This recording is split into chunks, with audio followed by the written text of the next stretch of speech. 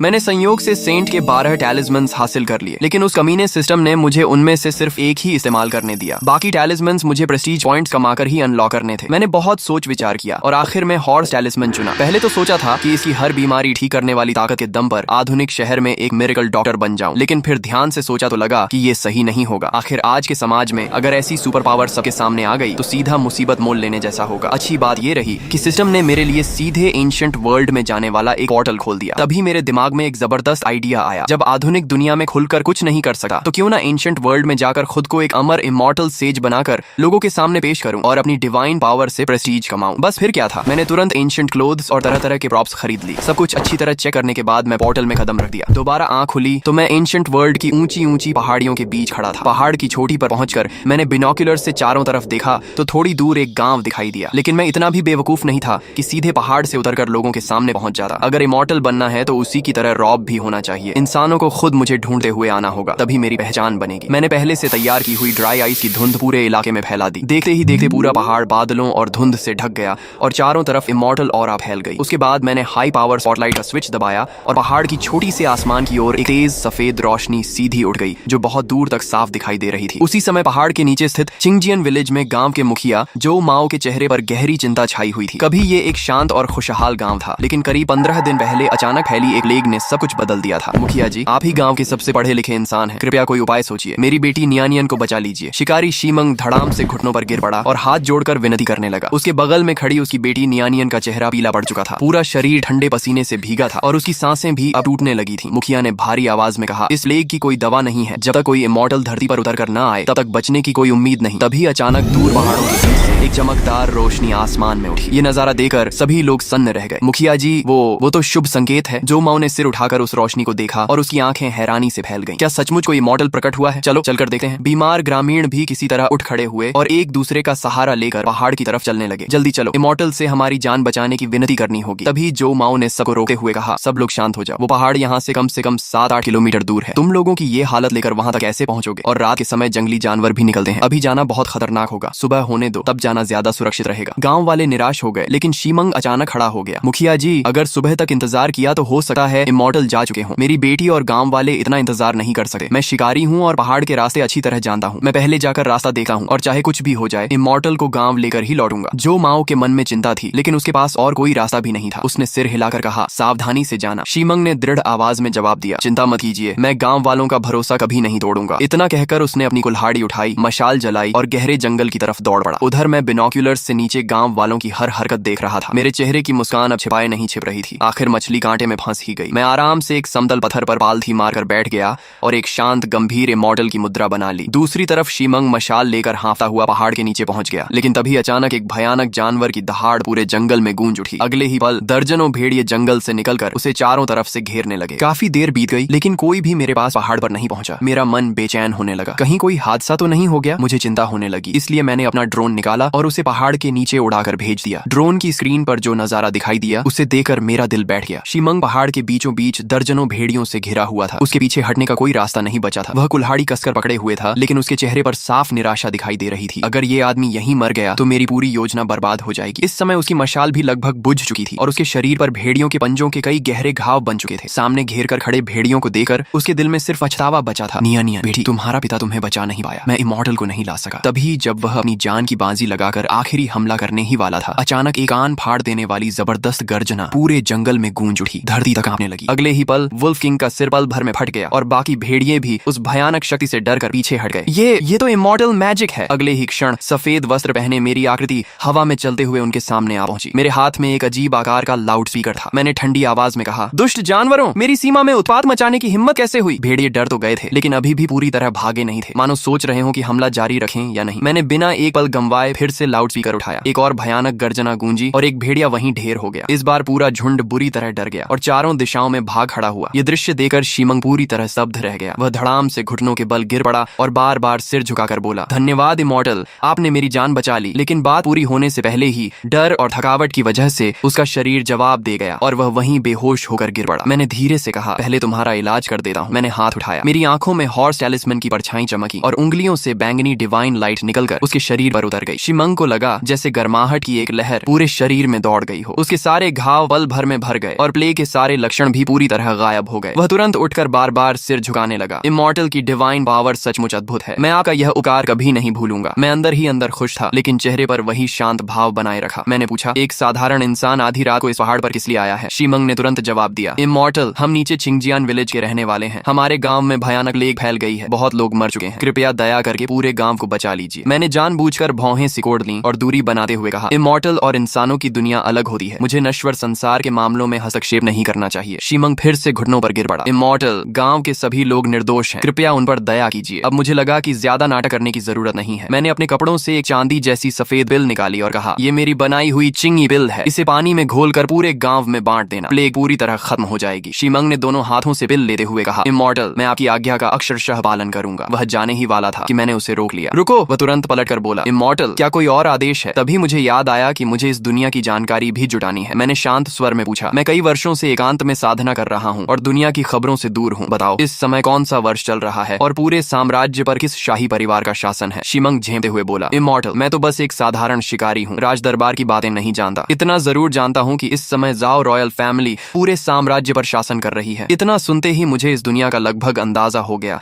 लेकिन मैंने चेहरे पर कोई भाव नहीं आने दिया। ठीक है, मैंने तो यूं ही पूछ लिया था। शीमंग जल्दी से बोला, हमारे गांव के मुखिया जो माओ पढ़े लिखे हैं, उन्हें दुनिया की काफी जानकारी है। मैं नीचे जाकर उन्हें आपके दर्शन के लिए भेज दूंगा। फिर उसने झिझकते हुए पूछा, इमॉर्टल, गांव लौटने के बाद मैं आपके सम्मान में एक श्राइन बनवाना चाहता हूँ ताकि हर दिन आपकी पूजा कर सके। कृपया अपना डिवाइन नेम बताइए। यह सुनकर मेरे मन में एक विचार आया, अगर मुझे इस दुनिया में अपना प्रभाव बनाना है तो एक दमदार नाम होना चाहिए। चूंकि 12 टैलिस्मन्स की शक्ति होली लॉर्ड से जुड़ी थी, मैंने तुरंत फैसला किया। मैंने हल्का सा सिर उठाकर कहा, मेरा नाम होली लॉर्ड सुचान है। अब जाओ और समय बर्बाद मत करो। शीमंग ने आदर से सिर झुकाया, पिल को सावधानी से सीने से लगाया और तेजी से पहाड़ से नीचे उतर गया। उसे जाते हुए देखकर मेरे होंठों पर हल्की मुस्कान आ गई। उधर छिंगजियन विलेज में सभी लोग बेचैनी से उसका इंतजार कर रहे थे। तभी दूर से तेज कदमों की आवाज सुनाई दी। शीमंग अंधेरे से निकलकर गांव में पहुंचा और जोर से बोला, मैं इमॉर्टल से मिल आया हूँ। ये इमॉर्टल मेडिसिन उन्होंने दी है, इसे पानी में घोलकर पीते ही प्लेग खत्म हो जाएगी। जोमाओ ने गंभीर स्वर में पूछा, क्या तुम सच कह रहे हो? कहीं वो कोई डीमन बीस्ट या भ्रम तो नहीं था? शीमंग बोला, मुखिया जी, इमॉर्टल ने एक इशारे में पूरे वुल्फ को मार भगाया और मेरे सारे घाव और प्लेग भी पल भर में ठीक कर दिए। इसमें जरा भी झूठ नहीं है। उसने अपने कपड़े हटाकर शरीर दिखाया। सचमुच उसके सारे घाव गायब थे। जोमाओ ने ध्यान से देखकर कहा, अगर सचमुच इमॉर्टल का आदेश है तो हम उसी का पालन करेंगे। उसने तुरंत पानी से भरा बड़ा बर्तन मंगवाया और पिल उसमें घोल दी। सब लोग लाइन लगाओ, हर व्यक्ति सिर्फ एक कटोरा पिएगा। जैसे ही गांव वालों ने वह पानी पिया, उनके शरीर हल्के हो गए और सारी तकलीफें गायब होने लगी। केवल 1 घंटे के भीतर पूरे गांव की प्लेग पूरी तरह खत्म हो गई। पूरा गांव खुशी से गूंज उठा। ये सचमुच डिवाइन मेडिसिन है? किसी ने पूछा। शीमंग, इमॉर्टल का नाम क्या है? हमें उनका धन्यवाद करना होगा। शीमंग ने गर्व से कहा, इमॉर्टल ने अपना नाम होली लॉर्ड सुचान बताया है और उन्होंने मुखिया जी को कल पहाड़ पर बुलाया है। जो माओ ने तुरंत कहा, अगर इमॉर्टल ने बुलाया है तो मैं स्वयं जाकर उनके दर्शन करूंगा। अगली सुबह मेरी आंख खुली तो आदत के अनुसार मैंने सिस्टम पैनल खोला। उसमें दिख रहे आंकड़े देकर मैं कुछ पल के लिए चौंक गया। होस्ट सुसीआई, horse talisman unlock, next talisman unlock, progress 100%। मैं हैरान रह गया। क्या प्रोग्रेस पूरी हो गई? लेकिन छिंगजियन विलेज की आबादी तो बहुत कम है, इतनी जल्दी प्रेस्टीज कैसे भर गई? मैंने तुरंत सिस्टम से पूछा, ये कैसे हुआ? सिस्टम ने जवाब दिया, प्रेस्टीज केवल लोगों की संख्या से नहीं मिलती, उनकी फेथ, ग्रेटिट्यूड, इमोशन की इंटेंसिटी और आपके प्रभाव के दायरे को मिलाकर गणना की जाती है। ये सुनते ही मुझे सब समझ आ गया। गांव वाले पहले प्लेग से पूरी तरह निराश हो चुके थे और फिर मैंने उन्हें डिवाइन पावर और मेडिसिन से बचा लिया, इसलिए उनका विश्वास और श्रद्धा बेहद गहरी हो गई थी। अब मुझे इमॉर्टल की पहचान को और मजबूत करने के लिए अगली शक्ति चाहिए थी। मैंने बिना देर किए अगला टैलिस्मन अनलॉक कर दिया। एक नई शक्ति मेरे शरीर में समा गई। मैंने सामने पड़े एक विशाल पत्थर पर ध्यान लगाया। अगले ही पल मुझे महसूस हुआ कि कोई अदृश्य शक्ति मेरे अंदर जाग उठी है। मैंने मन को केंद्रित किया और अचानक मेरे पैर जमीन से ऊपर उठ गए। मैं हवा में तैरने लगा। तो यही उड़ने का एहसास है। मैं खुशी से भर गया और पक्षी की तरह पहाड़ों के बीच उड़ता रहा। काफी देर बाद वापस चोटी पर लौट आया। उड़ने की आदत पड़ने के बाद मैंने नई शक्ति की दूसरी क्षमता आजमाने का फैसला किया। मैंने कई किलोमीटर दूर दूसरी पहाड़ी पर पड़े एक विशाल पत्थर पर ध्यान लगाया। देखते हैं क्या मैं उसे यहाँ से नियंत्रित कर सकता हूँ। कुछ ही पल में वह विशाल चट्टान हवा में उठ गई और वहीं स्थिर होकर तैरने लगी। मैं मुस्कुराया। लगता है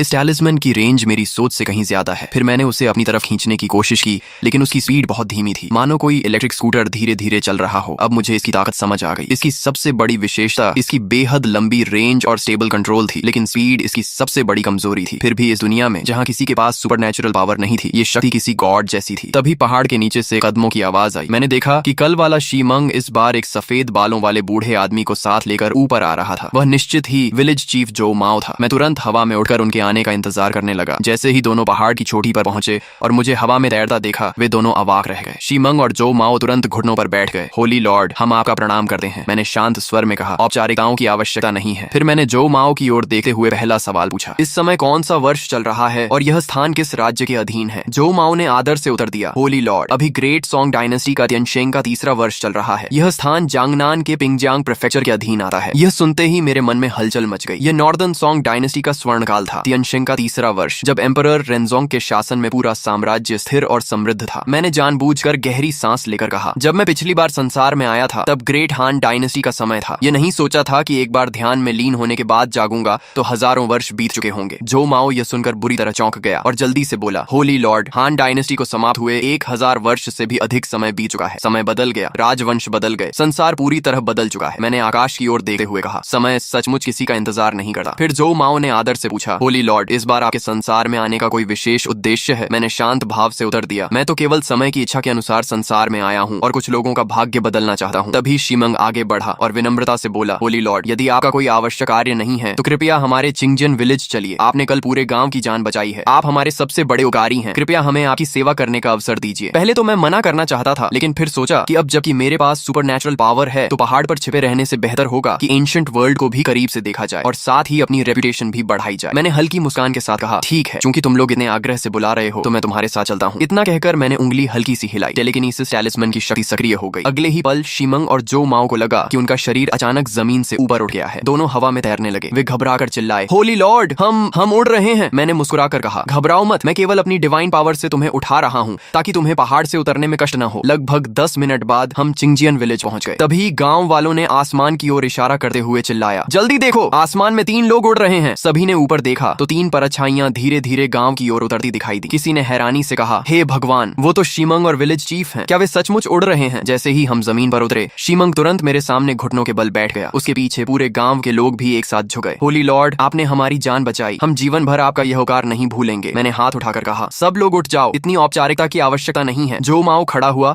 और ऊंची आवाज में बोला, आज चिंगजियन विलेज का सबसे शुभ दिन है। हर परिवार अपने घर का सबसे अच्छा भोजन लेकर आए। आज हम होली लॉर्ड के स्वागत में भोज करेंगे। सभी गांव वाले खुशी से अपने अपने घरों की ओर दौड़ पड़े। थोड़ी ही देर में गांव के बीच लंबी मेजें सज गईं। उन पर घर की बनी शराब, स्मोक्ड मीट और तरह तरह के भोजन रख दिए गए। भोजन समाप्त होने के बाद मैं वापस पहाड़ की ओर लौटने लगा। तभी जो माओ ने मुझे रोकते हुए कहा, होली लॉर्ड, पूरे गांव ने मिलकर निर्णय लिया है कि हम आपके लिए यहीं एक बड़ा निवास बनाएंगे। कृपया हमेशा हमारे गांव में ही रहिए। मैंने मुस्कुराकर पूछा, तुम लोग मुझे यहीं क्यों रोकना चाहते हो? जो माओ ने गंभीर स्वर में कहा, होली लॉर्ड, भले ही आज का समय समृद्ध का हो, लेकिन पिंगजांग प्रीफेक्चर के आसपास अभी भी महामारी और अनहोनी घटनाएं होती रहती हैं। आसपास के 7-8 गांव प्लेग की वजह से लगभग उजड़ चुके हैं। हम आपसे प्रार्थना करते हैं कि चिंगजियन विलेज की रक्षा करें ताकि हमारे लोग हमेशा सुरक्षित रहें। उनकी सादगी देकर मेरा मन सचमुच पिघल गया, लेकिन मैं जानता था कि एक इमॉर्टल को रहस्यमय बने रहना चाहिए। अगर मैं हमेशा गांव में रहने लगा तो लोगों की श्रद्धा धीरे धीरे कम हो जाएगी। मैंने मुस्कुराकर कहा, जो व्यक्ति साधना करता है उसे पर्वतों और प्रकृति के बीच रहना चाहिए। मैं गांव में स्थायी रूप से नहीं रह सकता, लेकिन चिंगलू माउंटेन पर अपना केव रेजिडेंस बनाकर वहीं निवास करूंगा। अगर तुम्हें कभी मेरी आवश्यकता हो तो पहाड़ पर आ जाना। जो माओ और शिमंग दोनों के चेहरे खुशी से खिल उठे और उन्होंने तुरंत सिर झुकाकर हामी भर दी। तभी जो माओ ने झिझकते हुए पूछा, होली लॉर्ड, कल आपने जो इमॉर्टल पिल दी थी, क्या वह बहुत कीमती थी? मैंने सिर हिलाकर कहा, हाँ, ऐसी इमॉर्टल पिल्स बनाना बेहद कठिन होता है। उन्हें तैयार करने के लिए कई दुर्लभ स्पिरिचुअल हर्ब्स की आवश्यकता पड़ती है। इस समय मेरे पास तैयार पिल्स नहीं है। मैंने मन ही मन सोचा कि अगर हर बार पिल दूंगा तो लोग सिर्फ मेडिसिन को याद रखेंगे, लेकिन अगर मैं अपनी डिवाइन पावर से लोगों का इलाज करूंगा तो उनका विश्वास और भी गहरा होगा। इसलिए मैंने आगे कहा, हालांकि इस समय मेरे पास पिल्स नहीं है, लेकिन मैं अपनी डिवाइन पावर से लोगों का उपचार कर सकता हूँ। आसपास के जिन गांवों में प्लेग फैली है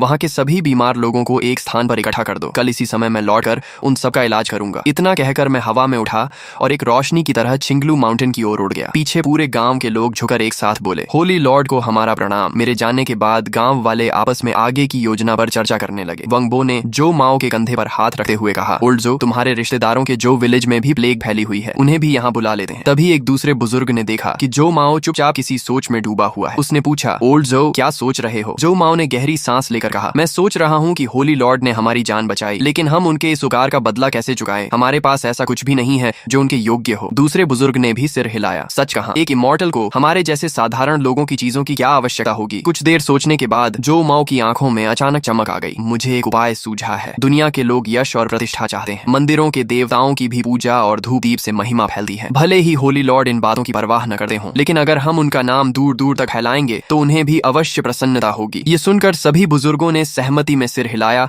और जो माओ की बुद्धिमानी की प्रशंसा की। इसके बाद जो माओ ने होली लॉर्ड के कई चित्र बनवाए और लोगों को उन्हें आसपास के गांवों में फैलाने के लिए भेज दिया। दूसरे गांवों में लोगों को लाने के साथ साथ होली लॉर्ड का नाम भी फैलाया जाने आने लगा। अगले दिन सुबह सुबह चिंगजियन विलेज से 4-5 ताकतवर जवानों को अलग अलग दिशाओं में आसपास के गांवों में भेजा गया ताकि वे प्लेग से संक्रमित लोगों को यहाँ लेकर आए। उधर शीमंग अपनी बेटी नियानियन को साथ लेकर अपने ससुराल ली विलेज की ओर निकल पड़ा, लेकिन जैसे ही दोनों गांव के अंदर पहुंचे वे दंग रह गए। पूरा गांव बर्बाद हो चुका था। कई घर जलकर सिर्फ राख और जले हुए खंभों में बदल गए थे। नियानियन घबराकर बोली, पिताजी कहीं नाना नानी को कुछ हो तो नहीं गया? तभी एक फटे पुराने कपड़े पहने ग्रामीण घबराया हुआ उनके पास से भागता हुआ निकला। शिमंग ने तुरंत उसे रोकर पूछा, भाई गांव की ये हालत कैसे हो गई? ली लाओजंग का परिवार कहाँ है? वही जो गांव के पूर्वी हिस्से में रहता है। वह आदमी बोला, तुम उनके दामाद हो ना? अरे प्लेग बहुत भयानक फैल गई थी। विलेज चीफ ने कहा कि जो भी संक्रमित है वो अशुभ है, इसीलिए सबको गांव के बाहर पड़े पुराने मंदिर में मरने के लिए छोड़ दिया गया और उनके घरों को आग लगा दी गई ताकि बीमारी दोबारा न फैले। ये सुनते ही शीमंग का चेहरा बदल गया। उसने बिना एक पल गंवाए नियनियन का हाथ पकड़ा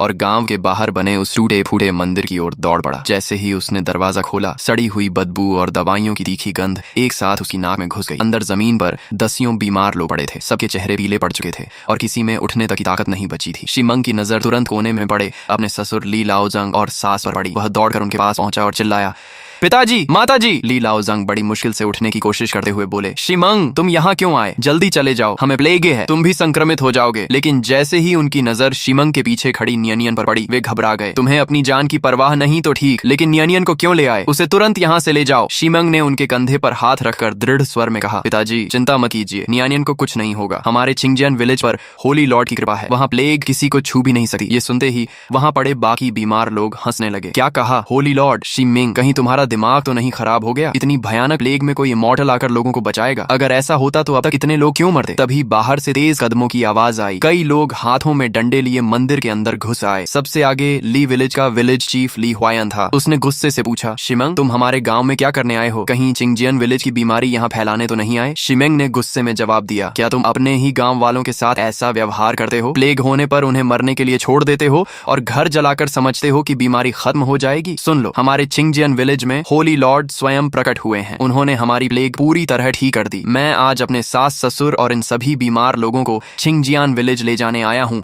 ताकि होली लॉर्ड उनका भी इलाज करें। ली हुआयन के चेहरे पर संदेह उभर आया। अचानक उसे 2 रात पहले आसमान में दिखाई दी वह सुनहरी रोशनी याद आ गई जो चिंगजियान विलेज की दिशा से उठी थी। उस समय उसने उसे कोई प्राकृतिक घटना समझा था, लेकिन अब उसके मन में शक पैदा हुआ, क्या सचमुच कोई इमॉर्टल आया है? फिर भी वह पूरी तरह विश्वास नहीं कर पा रहा था। तभी शिमंग ने अपनी जेब से होली लॉर्ड का चित्र निकालकर सबके सामने खोल दिया। देखो, यही है होली लॉर्ड सुजान। इन्होंने पूरे चिंगजियन विलेज को बचाया है। इनके लिए प्लेग जैसी बीमारी कुछ भी नहीं है। लेकिन गांव वाले फिर भी मानने को तैयार नहीं थे। ये तो कोई भी आदमी बनाकर कह सकता है कि यही इमॉर्टल है। ऐसी झूठी बातें फैलाना बंद करो, नहीं तो अच्छा नहीं होगा। माहौल एकदम तनावपूर्ण हो गया। तभी छोटी सी नियानियन आगे बढ़ी। उसने हिम्मत से सबके सामने खड़े होकर कहा, कृपया झगड़ा मत कीजिए। चिंगजियान विलेज में सचमुच होली लॉर्ड हैं। वे बहुत दयालु हैं। अगर आप सब वहाँ चलेंगे तो वे आप सभी को ठीक कर देंगे। विलेज चीफ दादाजी, अगर आपको होली लॉर्ड पर भरोसा नहीं भी है तब भी इन बीमार लोगों को जाने दीजिए। कम से कम इससे आपके गांव में बीमारी और नहीं फैलेगी। ली हुआयन कुछ देर तक चुप रहा। उसने जमीन पर पड़े मरते हुए लोगों को देखा और आखिरकार बोला, शिमंग मैं सिर्फ तुम्हारी बेटी की बात मानकर इन्हें जाने दे रहा हूँ, लेकिन अगर कुछ भी गड़बड़ हुई तो उसकी पूरी जिम्मेदारी तुम्हारी होगी। इस तरह शिमंग ने अपने सास ससुर और बाकी बीमार ग्रामीणों को सहारा दिया और लगभग 30 लोगों के साथ चिंगजियान विलेज की ओर वापस चल पड़ा। उधर ली हुआयन दूर से उन्हें जाते हुए देखता रहा और मन ही मन बोला, नहीं, मैं चुपके से इनके पीछे जाऊंगा। अगर सचमुच वहाँ इमॉर्टल हैं तो मैं ये अवसर कभी नहीं छोड़ूंगा। लगभग आधे घंटे बाद वे चिंगजियन विलेज पहुंच गए। विलेज चीफ जो माओ पहले से ही गांव वालों के साथ बाहर इंतजार कर रहे थे। शिमंग को लौटे देकर उन्होंने पूछा, सब ठीक रहा? रास्ते में कोई परेशानी तो नहीं हुई? शिमंग मुस्कुराकर बोला, सब ठीक रहा, सभी लोगों को ले आया हूँ, अब बस होली लॉर्ड के आने का इंतजार है। अगले 1 घंटे में बाकी दल भी अलग अलग गांवों से प्लेग के मरीजों को लेकर लौट आए। कुल मिलाकर 30 से अधिक संक्रमित लोग चिंगजियान विलेज में इकट्ठा हो गए। जो माओ ने सबके सामने ऊंची आवाज में कहा, होली लॉर्ड दयालु हैं, आज वे आप सभी का उपचार करेंगे। उसी समय मैं पहाड़ पर आराम से सो रहा था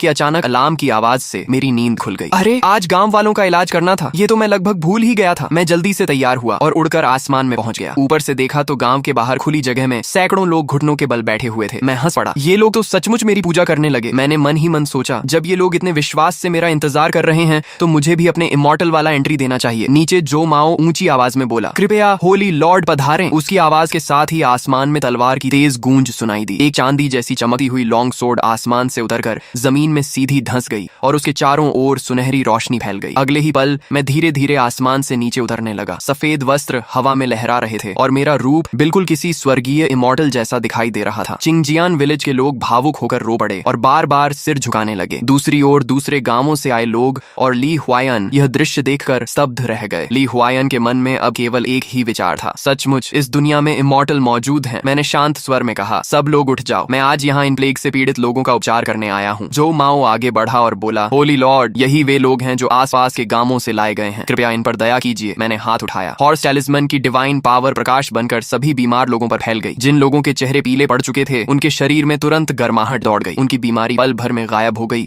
और उनका शरीर पहले से भी अधिक स्वस्थ महसूस होने लगा। सभी लोग आश्चर्य से चिल्ला उठे, ये सचमुच चमत्कार है, होली लॉर्ड ने हमें बचा लिया। जब आखिरी किरण भी गायब हो गई तब वहां मौजूद सभी ग्रामीण एक साथ घुटनों पर बैठ गए। होली लॉर्ड, आपने हमारी जान बचाई, हम आपका यह उपकार कभी नहीं भूलेंगे। मैंने मुस्कुराकर कहा, उठ जाओ, इसकी आवश्यकता नहीं है। तभी जो माओ जल्दी से मेरे सामने आया और आदर पूर्वक बोला, होली लॉर्ड, मुझसे एक भूल हो गई है। मैंने आपकी अनुमति के बिना आपका चित्र बनवाकर आसपास के गांवों में भेज दिया ताकि लोग आपके महान कार्यों के बारे में जान सकें। यदि मैंने कोई अपराध किया हो तो कृपया मुझे क्षमा कर दीजिए। यह सुनकर मेरे मन में एक नया विचार कौंध गया और मैं कुछ क्षण के लिए गहरी सोच में डूब गया। मेरे मन में तुरंत ख्याल आया कि जितना ज्यादा मेरा नाम फैलेगा उतना ही मेरे प्लान के लिए अच्छा होगा। लेकिन बाहर से मैंने शांत भाव बनाए रखा और कहा, कोई बात नहीं, तुमने जो किया लोगों की जान बचाने के लिए किया, मैं तुम्हें दोष नहीं देता। यह सुनते ही जो माओ ने राहत की सांस ली। तभी ली विलेज के विलेज चीफ ली हुआयान आगे बढ़े और बोले, होली लॉर्ड, कृपया हमारे ली विलेज पर भी कृपा कीजिए। हम भी आपके सम्मान में एक मंदिर बनाना चाहते हैं और आपकी पूजा करना चाहते हैं, कृपया हमें इसकी अनुमति दें। जो माओ ने आश्चर्य से पूछा, विलेज चीफ ली, आप यहाँ कैसे? ली हुआयान मुस्कुराकर बोला, मुझे अपने गांव वालों की चिंता थी, इसलिए मैं चुके सेन के पीछे पीछे चला आया, लेकिन यहाँ आकर सचमुच होली लॉर्ड के दर्शन हो गए। जो माओ के मन में थोड़ी नाराजगी तो थी कि उसने चोरी छिपे उनका पीछा किया, लेकिन उसने कुछ नहीं कहा और चुप रहा। मैंने दोनों की ओर देखकर कहा, तुम लोगों की भावना मैं समझता हूँ, लेकिन मंदिर बनाने के लिए जरूरत से ज्यादा धन खर्च मत करना, अपनी क्षमता के अनुसार ही करना, लोगों पर बोझ डालना उचित नहीं होगा। ली हुआयान ने तुरंत सिर झुकाकर कहा, होली लॉर्ड, हम आपकी शिक्षा हमेशा याद रखेंगे, किसी भी ग्रामीण पर अतिरिक्त बोझ नहीं डालेंगे। मैंने संतोष से सिर हिलाया और तुरंत अपना सिस्टम पैनल खोला। होस्ट सूसीआई, horse talisman unlock, chicken talisman unlock, next talisman unlock, progress TCT 6%। ये देखकर मैंने मन ही मन सोचा, जब ये सभी लोग अपने अपने गांव लौटकर आज की घटना का प्रचार करेंगे तब अगला टैलिस्मन अनलॉक होने में ज्यादा समय नहीं लगेगा। लेकिन अगली बार कौन सा टैलिस्मन चुनना सही रहेगा? अगले दिन सुबह चिंगजियान विलेज की एक छोटी सी गली में एक साधारण बूढ़ा आदमी दिखाई दिया। वास्तव में वह मैं ही था जिसने मंकी टैलिस्मन की शक्ति से अपना रूप बदल लिया था। हाँ, पिछली रात प्रेस्टीज भरने के बाद मैंने तीसरे टैलिस्मन के रूप में मंकी टैलिस्मन चुना था। यह केवल इंसानों और चीजों को जानवरों में नहीं बदल सकता था, बल्कि मुझे किसी भी दूसरे इंसान का रूप धारण करने की शक्ति भी देता था। मैं आराम से गांव में घूमता हुआ एक छोटे से स्कूल के सामने पहुंचा। खिड़की से झांकर देखा तो जो माओ सामने खड़े होकर लगभग दर्जन भर बच्चों को 3 कैरेक्टर क्लासिक पढ़ा रहे थे। मैं मन ही मन बोला, जो माओ सचमुच ज्ञानवान इंसान है, तभी तो पूरे चिंगजियान विलेज में उसका इतना सम्मान है। जब पढ़ाई खत्म हुई और बच्चे खेलने बाहर चले गए तब मैं अंदर गया और मुस्कुराकर पूछा, विलेज चीफ जो, आप इतनी मेहनत से बच्चों को पढ़ा रहे हैं, क्या चाहते हैं कि ये बड़े होकर इंपीरियल एग्जामिनेशन पास करें और अधिकारी बने? जो माओ ने मुझे ध्यान से देखते हुए कहा, बुजुर्ग महाशय, लगता है आप बाहर से आए हैं। मैं बच्चों को इसलिए नहीं पढ़ाता कि वे सब अधिकारी बने, मैं सिर्फ चाहता हूँ कि वे पढ़ लिखकर सही और गलत का अंतर समझ सकें। अगर वे अधिकारी न भी बने तो भी ज्ञान के सहारे उनका जीवन केवल खेती करने से बेहतर होगा। यह सुनकर मेरे मन में जो माओ के लिए सम्मान और बढ़ गया। सचमुच यह दूरदर्शी और नेक इंसान है। जब सारे बच्चे घर चले गए तब जो माओ ने मुझे अपने घर चलने का निमंत्रण दिया, लेकिन जैसे ही मैं उसके घर के अंदर पहुंचा वह अचानक मेरे सामने घुटनों के बल बैठ गया। होली लॉर्ड को मेरा प्रणाम। मैं एक पल के लिए चौंक गया। इतनी जल्दी पहचान लिया, ऐसा तो नहीं होना चाहिए था। मैंने पूछा, तुमने मुझे कैसे पहचान लिया? जो माओ ने आदर से उत्तर दिया, होली लॉर्ड, भले ही आपने अपना चेहरा बदल लिया हो, लेकिन आपका स्वभाव, आपकी आवाज और आपका व्यक्तित्व किसी साधारण बूढ़े जैसा नहीं हो सकता। और होली लॉर्ड को इस दुनिया में आए अभी केवल 3 दिन हुए। पिंगजांग प्रेफेक्चर की प्लेग भी अभी पूरी तरह खत्म नहीं हुई। ऐसे समय में कोई बाहरी आदमी यूं ही चिंगजियान विलेज के स्कूल में नहीं आएगा। मैंने सुना है कि इमॉर्टल्स हजारों रूप धारण कर सकते हैं, इसलिए मैंने साहस करके अनुमान लगाया कि आप ही होली लॉर्ड हैं। अब जबकि मेरा भेद खुल ही चुका था, मैंने छिपाने का कोई प्रयास नहीं किया। उंगली हल्की सी हिलाते ही मंकी टैलिस्मन का प्रभाव समाप्त हो गया और मैं अपने असली रूप में लौट आया। मैंने मुस्कुराकर कहा, जब तुमने पहचान ही लिया है तो अब छिपाने का कोई अर्थ नहीं। मैं आज केवल यह देखने आया था कि साधारण लोगों का जीवन कैसा होता है। तभी मेरे मन में अचानक एक नया विचार आया। मैंने हाथ उठाया और पास बैठी एक आवारा बिल्ली को पिक्सियू नाम के दिव्य जीव में बदल दिया। फिर मुस्कुराकर बोला, अब मेरे लिए धन इकट्ठा करने का भी एक तरीका होना चाहिए। यह पिक्सियू सोना चांदी पहचान सकता है, लेकिन मैं लोगों से धन चढ़ाने के लिए नहीं कह सकता। जो माओ उस जीव को देखकर पूरी तरह स्तब्ध रह गया। उसने तुरंत सिर झुकाकर कहा, होली लॉर्ड की डिवाइन पावर सचमुच असीम है। आज मैंने फिर एक नया चमत्कार देख लिया। कुछ देर सोचने के बाद उसने सिर उठाकर कहा, होली लॉर्ड, मेरे मन में एक सुझाव है, शायद इससे आपके लिए पर्याप्त सोना चांदी भी इकट्ठा हो जाए। मैंने उत्सुकता से पूछा, बताओ। जो माओ बोला, चिंगलू माउंटेन माउंटेन के नीचे कई वर्षों से एक डाकुओं का गिरोह छिपा हुआ है। उनका सरदार ब्लैक बेयर है। वे ब्लैक बेयर स्ट्रॉन्ग होल्ड में रहते हैं और आसपास के गांवों को लूटकर बहुत सारा सोना चांदी जमा कर चुके हैं। ये लोग बेहद निर्दयी हैं, लेकिन अधिकारी आज तक उनके खिलाफ कोई ठोस कार्रवाई नहीं करते। मैंने पूछा, ऐसा क्यों? जो माओ ने धीमी आवाज में कहा, मैंने सुना है कि ब्लैक बेयर का काउंटी मैजिस्ट्रेट से गुप्त संबंध है। डाकुओं की लूटी हुई दौलत का बड़ा हिस्सा उसी मैजिस्ट्रेट तक पहुंचता है, इसलिए सरकार की डाकुओं के खिलाफ कार्रवाई सिर्फ दिखावा होती है। ये सुनकर मेरे चेहरे पर ठंडी मुस्कान आ गई। अगर ऐसा है तो मुझे रास्ता दिखाओ। कुछ देर बाद हम ब्लैक बेयर स्ट्रॉन्ग होल्ड के पास बसे लुअनशी विलेज पहुंचे। पूरा गांव वीरान पड़ा था। हर घर के दरवाजे और खिड़कियां बंद थीं। कभी कभी कोई ग्रामीण झांकता और हमें देखकर तुरंत अंदर छिप जाता। जो माओ ने गहरी सांस लेते हुए कहा, होली लॉर्ड, इस गांव पर डाकुओं ने सबसे ज्यादा अत्याचार किए हैं। लोग इतने डर चुके हैं कि जरा सी आहट सुनते ही छिप जाते हैं। मैंने पूछा, ये लोग कहीं और जाकर क्यों नहीं बस जाते? जो माओ कड़वी मुस्कान के साथ बोला, आजकल हर जगह भारी टैक्स और अत्याचार है। अगर ये लोग यहाँ से भी चले जाएं तो भी कहीं सुरक्षित जगह नहीं मिलेगी और कई परिवार पीढ़ियों से यहीं रह रहे हैं। अपनी जन्मभूमि छोड़ना उनके लिए आसान नहीं है। मैं इस युग का नहीं था, लेकिन उनकी बेबसी महसूस कर सकता था। मेरे भीतर गुस्सा उमड़ पड़ा। इस भ्रष्ट व्यवस्था में जनता पिस रही है, अधिकारी लालची हैं और डाकू खुलेआम अत्याचार कर रहे हैं। अगर मेरे पास शक्ति है तो मैं चुप नहीं बैठ सकता। तभी पास से किसी के रोने की आवाज आई। एक गठीला आदमी दीवार के सहारे बैठा सिर झुकाए फूट फूट कर रो रहा था। मैं उसके पास गया और पूछा, भाई इतनी पीड़ा क्यों है? उसने मुझे देकर हाथ जोड़ दिए। सरकार से आए हैं, कृपया मेरी मदद कीजिए। मेरी पत्नी और बच्चों का बदला दिला दीजिए। मैंने शांत स्वर में कहा, मैं कोई सरकारी अधिकारी नहीं हूँ, बस एक राहगीर हूँ, लेकिन अगर तुम्हें बदला चाहिए तो मैं तुम्हारी मदद कर सकता हूँ। वह निराश होकर बोला, वे डाकू बहुत ज्यादा हैं, उनके पास हथियार हैं, मैं अकेला उनका कुछ नहीं बिगाड़ सकता। कुछ दिन पहले वे हमारे गांव आए थे और मेरी पत्नी और बच्चों को मार डाला। मैं आगे बढ़ने लगा, लेकिन कुछ कदम बाद पीछे से उसके दौड़ने की आवाज आई। वह हमारे पास आकर बोला, मैं भी आपके साथ चलूंगा, चाहे मर जाऊं, लेकिन अपनी पत्नी और बच्चों का बदला लेकर रहूंगा। मेरा नाम वंग हू है। मैं ब्लैक बेयर स्ट्रॉन्ग होल्ड के हर रास्ते को जानता हूँ। जो माओ मुस्कुरा कर बोला, वंग हू, तुम्हारे सामने खड़े ये कोई साधारण व्यक्ति नहीं बल्कि होली लॉर्ड है। ये स्वर्ग से लोगों को बचाने आए हैं। ये तुम्हारा बदला जरूर दिलाएंगे। वंग हू ने अविश्वास से मेरी ओर देखा। मैंने बिना कुछ कहे हाथ उठाया। हॉर्स टैलिस्मैन की डिवाइन पावर उसके पूरे शरीर में फैल गई। उसके पुराने घाव पल भर में भर गए। मैंने मुस्कुराकर पूछा, अब विश्वास हुआ? वंग हू ने अपने शरीर की ताकत महसूस की और तुरंत घुटनों के बल बैठ गया। होली लॉर्ड, कृपया मुझे मेरी पत्नी और बच्चों का बदला लेने दीजिए। मैं जीवन भर आपकी सेवा करूंगा। मैंने उससे उठाते हुए कहा, उठो, तुम्हें अपने हाथों से बदला लेने का अवसर मिलेगा। हम तीनों आगे बढ़े और लगभग आधे घंटे बाद ब्लैक बेयर स्ट्रॉन्ग होल्ड के मुख्य द्वार पर पहुंच गए। ऊंची दीवारों पर हथियारबंद डाकू खड़े थे। सबसे आगे उनका सरदार ब्लैक बेयर था, जिसकी एक आंख खराब थी। उसने जोर से हंसते हुए कहा, सिर्फ तुम 3 लोग हमारे स्ट्रॉन्ग होल्ड पर हमला करने आए हो? लगता है जीने से ऊब चुके हो। वांग हू दहाड़ कर बोला, ब्लैक बेयर, तुम जैसे दरिंदे ने न जाने कितने निर्दोष लोगों की जान ली है। आज तुम्हारा अंत होगा। मैंने वांग हू की ओर देखा और कहा, जाओ, अपनी पत्नी और बच्चों का बदला खुद लो। मैंने हाथ फैलाया। मंकी टैलिस्मैन और हॉर्स टैलिस्मैन की शक्तियां एक चमकते हुए प्रकाश गोले में बदल गईं, जिससे मैंने सीधे वांग हू के शरीर में पहुंचा दिया। अगले ही पल उसका शरीर बदलने लगा। उसकी हड्डियां फैल गईं, पूरे शरीर पर धारियां उभर आईं और एक भयानक गर्जना के साथ वह एक विशाल बाघ में बदल गया। वांग हू ने अपने पंजों को देखा और उसकी आंखों में उत्साह चमक उठा। यही है शक्ति, यही है बदले की ताकत। उसी समय मैंने अपने साथ आए पिक्सियू को भी आजाद कर दिया और कहा, जाओ, उसके साथ मिलकर लड़ो। विशाल बाघ बिजली की तरह डाकुओं पर टूट पड़ा। उसके एक पंजे के वार से कई डाकू चीखते हुए जमीन पर गिर पड़े। चारों तरफ खून बिखर गया। बाकी डाकू घबरा कर तलवारें और भाले लेकर उस पर टूट पड़े, लेकिन हॉर्स टैलिस्मैन की रिजनरेशन पावर की वजह से उसके शरीर पर कोई असर नहीं हुआ। घाव बंधे और उसी पल भर जाते। दूसरी ओर पिक्सियू हवा में छलांगे लगाता हुआ तीरों के बीच घूम रहा था। डाकुओं के तीर उसके शरीर से टकराकर सिर्फ टन टन की आवाज करते और नीचे गिर जाते। ब्लैक बेयर ने खुद को संभालते हुए जोर से चिल्लाया, डरो मत, ये सिर्फ 2 जानवर हैं। जो इन्हें मार देगा उसे 200 चांदी के सिक्के इनाम में मिलेंगे। लेकिन उसकी बात पूरी भी नहीं हुई थी कि पिक्सियू बिजली की रफ्तार से उस पर झपटा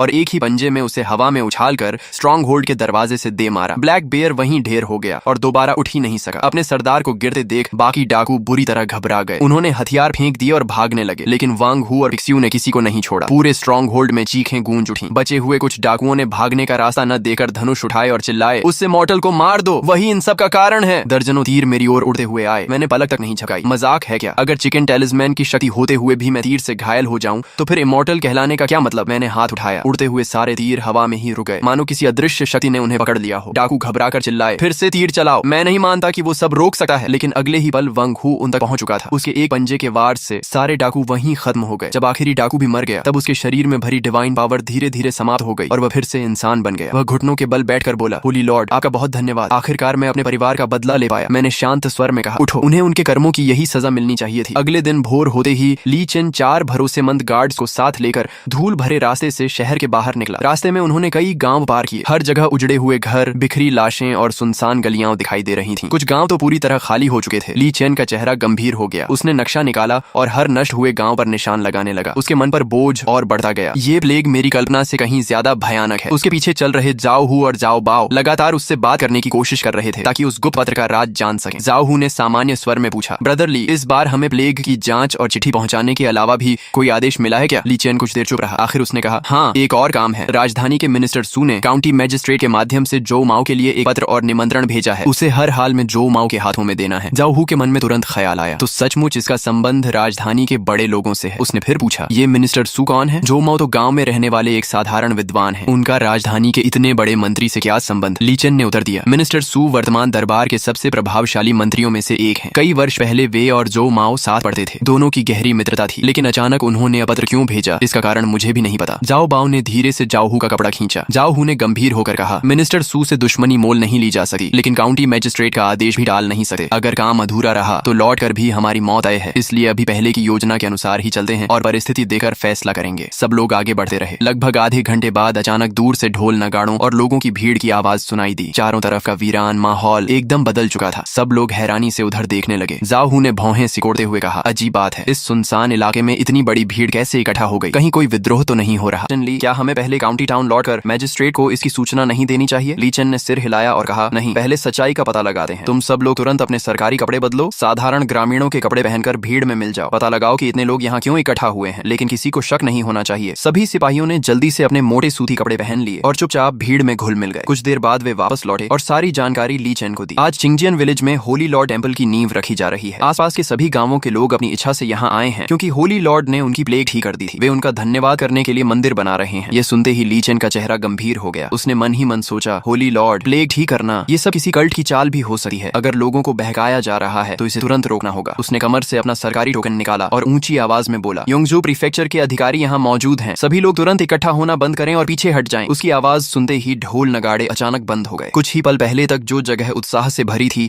वहाँ सन्नाटा छा गया। सभी ग्रामीण मुड़कर सतर्क नजरों से ली चेन को देखने लगे। ली चेन ने चारों तरफ नजर दौड़ाई। जैसे ही उसकी नजर समारोह का संचालन कर रहे जो माओ पर पड़ी, वह कुछ पल के लिए हैरान रह गया। जो माओ का चेहरा बिल्कुल स्वस्थ था, उसके शरीर पर प्लेग का कोई निशान नहीं था। जो माओ मुस्कुराते हुए आगे बढ़ा और बोला, कैप्टन ली, बहुत दिनों बाद मुलाकात हुई। आज चिंगजियान विलेज कैसे आना हुआ? कहीं होली लॉर्ड टेम्पल की शुरुआत देखने तो नहीं आए? ली चेन ने कठोर स्वर में कहा, ब्रदर जो, क्या तुम्हें पता है कि लोगों को इस तरह किसी चमत्कार के नाम पर इकट्ठा करना कानून के खिलाफ हो सकता है? होली लॉर्ड, डिवाइन मिरेकल, ये सब लोगों को भ्रमित करने के तरीके भी हो सकते हैं। तुरंत इस भीड़ को हटाओ, नहीं तो मुझे कार्रवाई करनी पड़ेगी। जो माओ बिना घबराए मुस्कुराया, कैप्टन ली, आपको गलत फहमी हुई है। यहाँ किसी को बहकाया नहीं जा रहा। कुछ दिन पहले प्लेग फैली थी और होली लॉर्ड ने अपनी डिवाइन पावर से पूरे गांव को बचाया। लोग अपनी इच्छा से उनका धन्यवाद करने के लिए मंदिर बना रहे हैं। इसमें किसी तरह की जबरदस्ती नहीं है। ली चेन ने आसपास खड़े ग्रामीणों को ध्यान से देखा। सबके चेहरे स्वस्थ थे, किसी पर बीमारी का नामो निशान नहीं था। उसके मन में संदेह पैदा हुआ, क्या सचमुच इस होली लॉर्ड के पास प्लेग ठीक करने की शक्ति है? कुछ देर सोचने के बाद उसने कहा, ठीक है, अभी के लिए मैं तुम्हारी बात मान लेता हूँ, लेकिन अगर मुझे कोई गैर कानूनी काम दिखाई दिया तो मैं किसी को नहीं छोड़ूंगा। जो माओ ने सिर झुकाकर मुस्कुराते हुए कहा, कैप्टन ली, निश्चिंत रहें, यहाँ सब कुछ खुलेआम हो रहा है। फिर उसने ऊंची आवाज में घोषणा की, शुभ मुहूर्त आ गया है, निर्माण कार्य शुरू करो। उसके आदेश के साथ ही सभी ग्रामीण फिर से काम में लग गए। कोई नींव खोदने लगा, कोई पत्थर उठाने लगा, कोई लकड़ियां जमा करने लगा। कुछ ही पलों में पूरा माहौल फिर से जोश से भर गया। उसी भीड़ में जाओ हू ने चुके से एक लोहे का टोकन जाओ बाओ के हाथ में देते हुए फुसफुसाकर कहा, छोटे भाई, किसी बहाने से यहाँ से निकल जाओ। तुरंत ब्लैक बेयर स्ट्रॉन्ग होल्ड जाओ और ब्लैक बेयर से कहो कि अपने लोगों के साथ चिंगजियन विलेज पर हमला कर दे। जो माओ और ली चेन दोनों को किसी भी कीमत पर खत्म करना होगा। जाओ बाओ ने हल्के से सिर हिलाया और भीड़ का फायदा उठाकर चुपचाप वहां से निकल गया। दूसरी ओर जो माओ ने ली चेन से कहा, कैप्टन ली, हमें मिले हुए कई साल हो गए, अब शाम भी हो चुकी है, क्यों ना आप और आपके साथी आज रात चिंगजियन विलेज में ही रुक जाएं, सुबह आराम से प्लेग की जांच के लिए निकल जाना। ली चेन भी मन ही मन होली लॉर्ड और प्लेग की सच्चाई जानना चाहता था, इसलिए उसने हामी भर दी। ठीक है ब्रदर जो, आज रात तुम्हें कष्ट देना पड़ेगा। रास्ते में चलते हुए ली चेन को अचानक कुछ याद आया। उसने कहा, ब्रदर जो, इस बार आने का एक और उद्देश्य भी था। काउंटी मैजिस्ट्रेट ने आपके लिए यह पत्र भेजा है। जैसे ही जो माओ ने लिफाफे पर सुचिंगची का नाम देखा, उसका चेहरा गंभीर हो गया। उसकी आंखों में कई भाव एक साथ उभर आए। वह कुछ देर चुप रहा, लेकिन उसने पत्र नहीं खोला, बस उसे सावधानी से अपने कपड़ों में रख लिया। ली चेन ने आश्चर्य से पूछा, ब्रदर जो, क्या अभी नहीं पढ़ोगे? जो माओ ने हल्की मुस्कान के साथ कहा, जल्दी किस बात की, रात को शांति से बैठकर पढ़ लूंगा। चिंगजियान विलेज लौटने के बाद जो माओ ने ली चेन और उसके साथ आए सभी अधिकारियों के लिए शानदार भोज का प्रबंध किया। कई दौर तक भोजन और शराब चलती रही। माहौल थोड़ा हल्का हुआ तो ली चेन अपने मन का सवाल रोक नहीं पाया। उसने पूछा, ब्रदर जो, अगर होली लॉर्ड के पास सचमुच प्लेग ठीक करने का तरीका है तो इसकी सूचना इंपीरियल कोर्ट को क्यों नहीं देते? इससे पूरे साम्राज्य के लोगों की जान बच सकती है। जो माओ ने गंभीर स्वर में उत्तर दिया, कैप्टन ली, आप समझ नहीं रहे, ये कोई साधारण मेडिसिन या मेडिकल स्किल नहीं है, ये होली लॉर्ड का डिवाइन मिरेकल है। क्या आपने कभी किसी को पल भर में मौत के मुंह से वापस आते देखा है? क्या आपने कभी सिर्फ एक कटोरा डिवाइन वाटर पीकर किसी प्लेग के मरीज को पूरी तरह स्वस्थ होते देखा है? ये सब किसी साधारण इंसान इंसान के बस की बात नहीं है। ये सुनते ही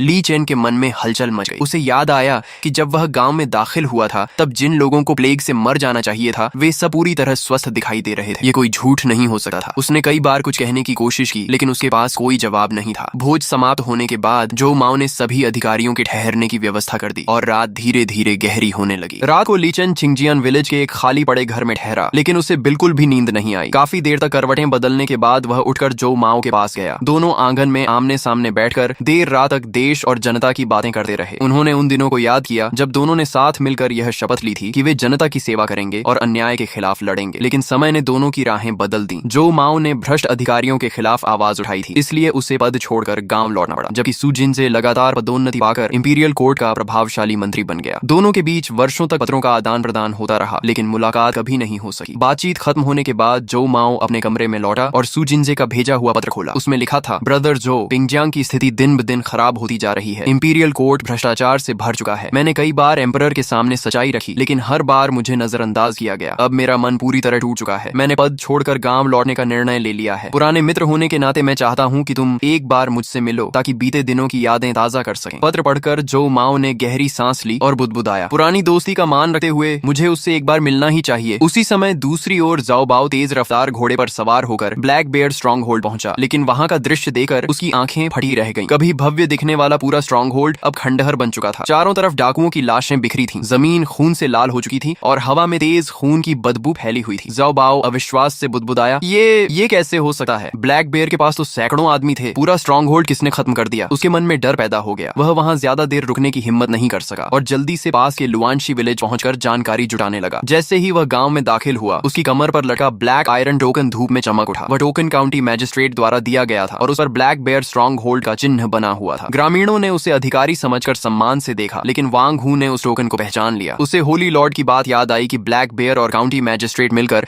जनता पर अत्याचार करते हैं। उसने मन ही मन सोचा, तो ये उसी मैजिस्ट्रेट का आदमी है। गुस्सा दबाकर वांग हू मुस्कुराते हुए आगे बढ़ा, ऑफिसर आप इतनी दूर से आए हैं, पहले मेरे घर चलकर आराम कर लीजिए, फिर आराम से बात करेंगे। जाओ बाओ भी स्ट्रॉन्ग होल्ड की घटना जानना चाहता था इसलिए वह उसके साथ चल पड़ा। घर पहुंचते ही उसने पूछा, वांग हू ये बताओ कि ब्लैक बेयर स्ट्रॉन्ग होल्ड का ऐसा हाल कैसे हुआ? वांग हू ने अनजान बनने का नाटक करते हुए कहा, ऑफिसर हमें भी पूरी बात नहीं पता। कुछ दिन पहले एक सफेद कपड़ों वाला इमॉर्टल एक विशाल बाघ और डिवाइन बीस्ट के साथ गांव से होकर स्ट्रॉन्ग होल्ड की ओर गया था। थोड़ी देर बाद पहाड़ से चीखें सुनाई दी और फिर पूरा स्ट्रॉन्ग होल्ड ऐसे ही बर्बाद मिला। जाओ बाओ ने तिरस्कार से कहा, इमॉर्टल, डिवाइन बीस्ट, ऐसी बातें कौन मानता है? वांग हू ने तुरंत जवाब दिया, ये सच है। पूरे गांव ने अपनी आंखों से देखा। उस इमॉर्टल ने हाथ उठाया और गोल्डन लाइट प्रकट हो गई। डाकू उसके सामने टिक ही नहीं पाए। ऑफिसर पहले भोजन कर लीजिए, तब तक मैं बाकी ग्रामीणों से भी पूछताछ कर लेता हूँ। इतना कहकर वांग हू बाहर निकला और तुरंत कुछ ग्रामीणों को इकट्ठा कर धीमी आवाज में बोला, ये काउंटी मैजिस्ट्रेट का आदमी है, इसे शक हो चुका है, तुम लोग इसे थोड़ा डराओ। मैं तुरंत चिंगजियन विलेज जाकर जो माओ और होली लॉर्ड को खबर देता हूँ कि मैजिस्ट्रेट ने अपने लोग भेज दिए हैं। सभी ग्रामीण तुरंत अलग अलग दिशाओं में फैल गए। उधर जाओ बाओ को भी बेचैनी होने लगी। वह चुके से पीछे वाले आंगन में गया। तभी उसने कुछ ग्रामीणों को धीमी आवाज में कहते सुना, ये उसी भ्रष्ट मैजिस्ट्रेट का कुत्ता है, इसकी वजह से हमारे कितने लोग मारे गए। आज इसे बांधकर इसका हिसाब बराबर करेंगे, खून का बदला खून से लेंगे। ये सुनते ही जाओ बाओ के चेहरे का रंग उड़ गया। वह बिना एक पल रुके गांव से भाग निकला। उसने मन ही मन सोचा, स्ट्रॉन्ग होल्ड खत्म हो चुका है, मिशन भी असफल हो गया। अगर ये ग्रामीण मुझे पकड़ लेते तो मेरी मौत आई थी। अब मैं न जाओ के पास लौट सकता हूँ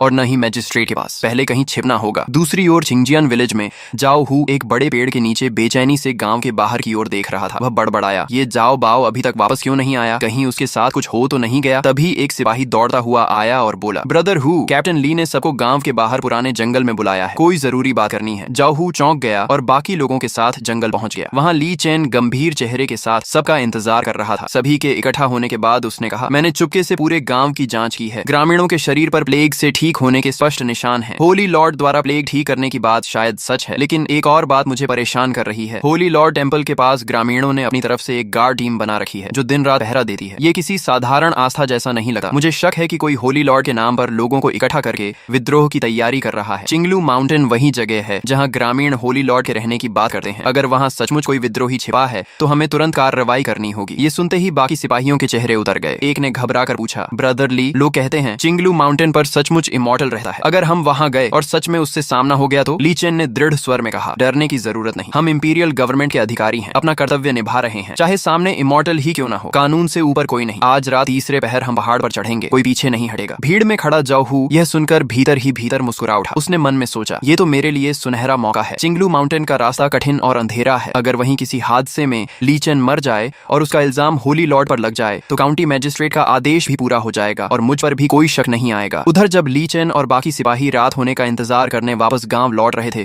तभी वांग हू लुआनशी विलेज के कुछ ग्रामीणों के साथ हांफता हुआ चिंगजियान विलेज पहुंचा और चिल्लाया, विलेज चीफ, बड़ी मुसीबत हो गई। काउंटी मैजिस्ट्रेट ने अपना एक आदमी लुआनशी विलेज भेजा था। वह ब्लैक बेयर स्ट्रॉन्ग होल्ड के बारे में पूछताछ कर रहा था। वह मैजिस्ट्रेट का खास आदमी है। मुझे लगता है कि उसका असली निशाना होली लॉर्ड है। ये सुनते ही जो माओ का चेहरा बदल गया। उसे तुरंत टेंपल निर्माण समारोह के दौरान बीच में गायब हुआ वह अधिकारी याद आ गया। उसने घबरा कर कहा, बुरा हो गया, वह काउंटी मैजिस्ट्रेट का जासूस था। हो सकता है सारी खबर पहले ही बाहर पहुंच चुकी हो। उसी समय चिंगलू माउंटेन की गुफा में बैठा मैं सिस्टम की सूचना देखकर हल्का सा मुस्कुराया। तो आखिरकार सरकारी अधिकारी पहाड़ पर आने वाले हैं। अच्छा है, अब उनका स्वागत भी उसी तरह किया जाएगा। रात का अंधेरा पूरे चिंगलू माउंटेन पर फैल चुका था। ली चेन काले कपड़ों में 3 सिपाहियों के साथ कठिन पहाड़ी रास्ते पर आगे बढ़ रहा था। सबसे पीछे जाओ हू चुपचाप चल रहा था। उसके हाथ कपड़ों के अंदर छिपी एक तेज खंजर को कसकर पकड़े हुए थे। तभी सबसे युवा सिपाही ने धीमी आवाज में कहा, ब्रदर ली, चिंगलू माउंटेन हमेशा से रहस्यमयी जगह मानी जाती है। हम सिर्फ 4 लोग हैं। अगर सचमुच होली लॉर्ड से सामना हो गया तो लोग ज्यादा होंगे तो हमारी मौजूदगी आसानी से पकड़ में आ जाएगी। हमारा मकसद होली लॉर्ड की असली पहचान पता करना है